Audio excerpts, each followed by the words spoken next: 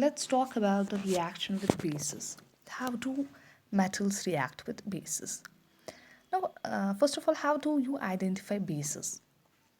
See, litmus test is always there, but there should be some characteristics of bases, right?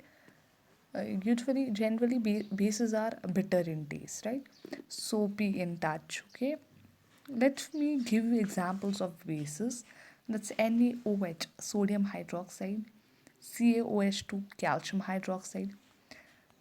We are having soda, that's Na2CO3, sodium carbonate. This is also a base.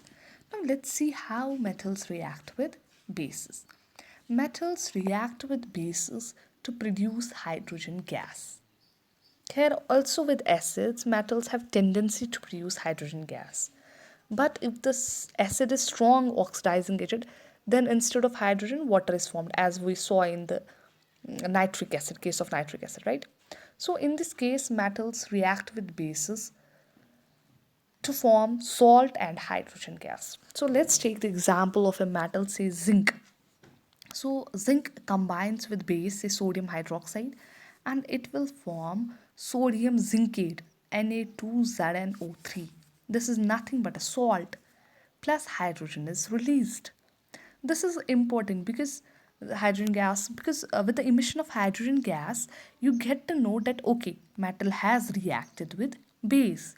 Similarly, if you take example of aluminium, when aluminium reacts with sodium hydroxide in presence of water, it will form sodium aluminate, NaAlO2, and plus hydrogen.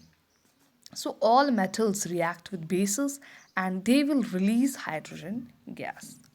Now what happens to non-metals?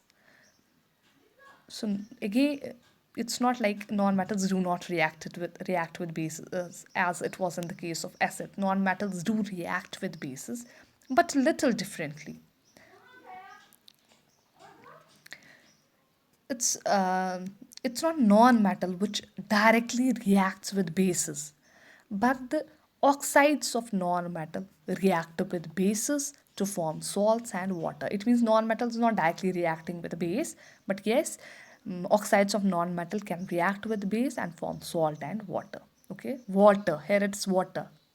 Now let's see how these oxides react with bases.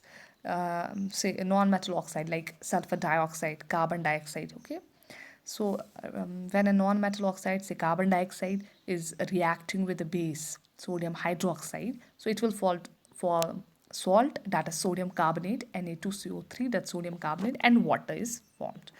If you take another common metal oxide, that is again carbon dioxide, but this time I'm combining it with another base, that is calcium hydroxide. Okay, this is another base, and see here it will form calcium carbonate, CaCO3, again a salt plus water is formed. So this is how non-metal oxides, not non-metals, non-metal CO2 is a non-metallic oxide, it's not a non-metal, it's non-metallic oxide. It reacts with bases. So basically metals react with bases to release hydrogen gas, and non-metallic oxides react with bases to release water.